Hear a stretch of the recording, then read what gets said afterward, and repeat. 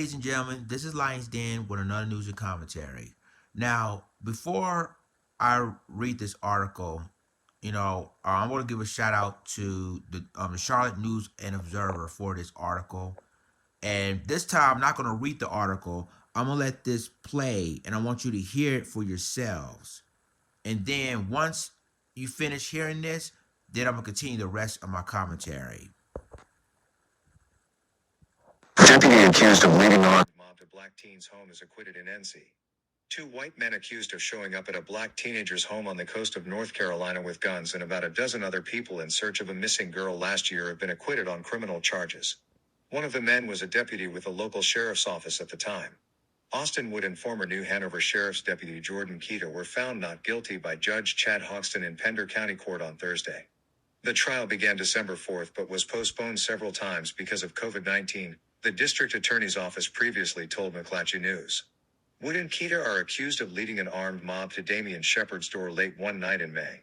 Shepard is black, and the group was entirely white.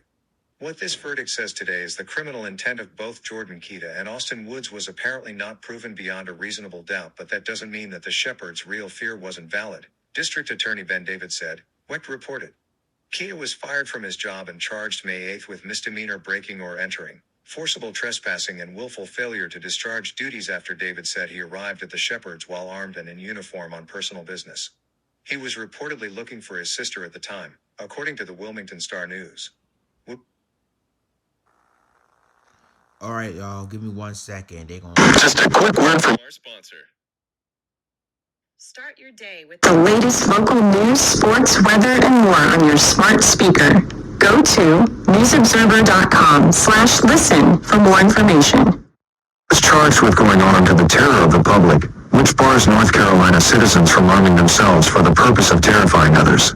A defense attorney representing Keita did not immediately respond to McClatchy News' request for comment Tuesday.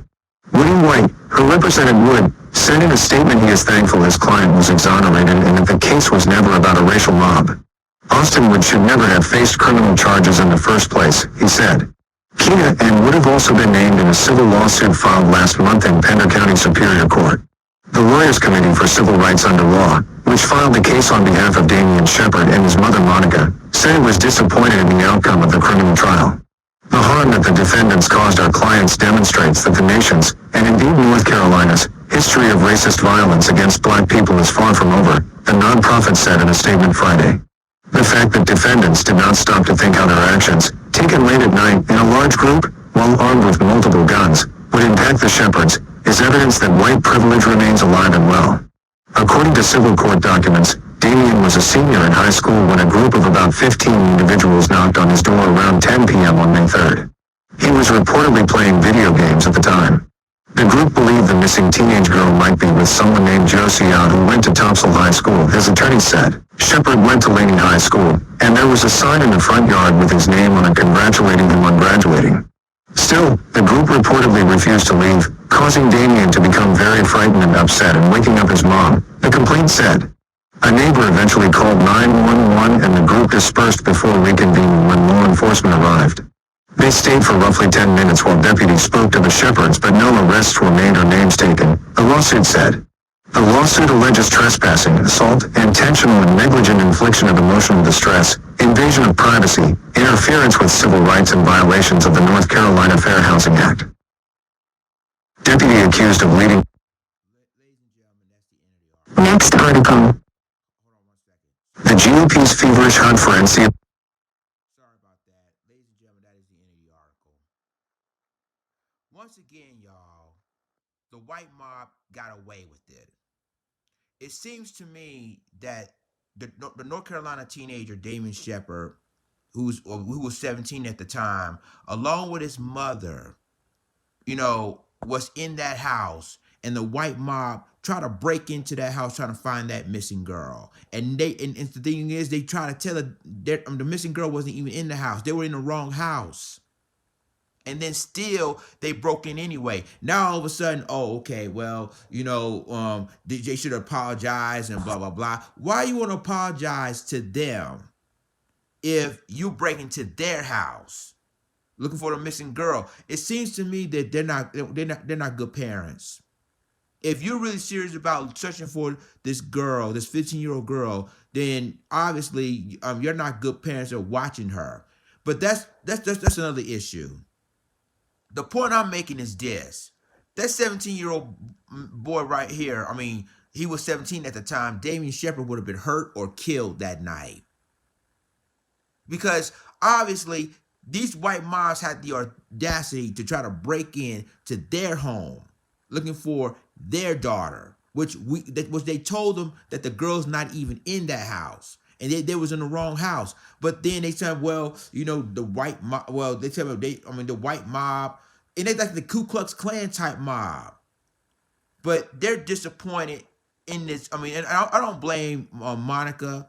They were disappointed because they were at home. Now again, what if Monica wasn't home and he was by himself?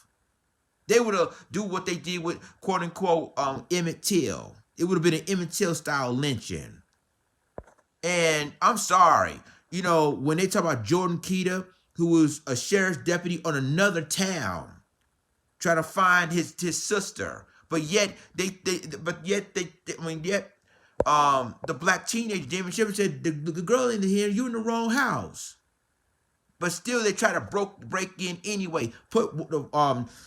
They put a foot in their door, try to look for the girl, and they told them that she wasn't even here. But later on, they found the girl finally. But look what Damon Shepard and his mother went through. And you know that he could have been lynched that night. And yes, and then everybody was like, they have to apologize to me about calling us white mobs. Well, y'all do act like a white mob. Y'all act like a Ku Klux Klan want to lynch this young man for something he didn't even do, or he didn't even bring to his house. See, this is what I'm saying, y'all. White supremacists, white privilege always gets away with murder, always. And yet, let's just say if the role were reversed, if you have the black mob when somebody try to break in their white people's house, what would happen to them? All of them would have been in jail right now. It'll be conviction. They would be convicted for breaking and entering and trespassing. So, ladies and gentlemen, let me know what you think. This is just ridiculous. And I'm sorry, y'all. They basically, it shows you that no matter what a white person does, they can give a slap on the wrist or they'll be out like that. Which a black person do the same thing, they will still be in jail right now. So y'all let me know what you think. Like, click, subscribe, and remember to click the notification bell for all the news and commentary. With that being said, this is Lions Den signing off. Deuces.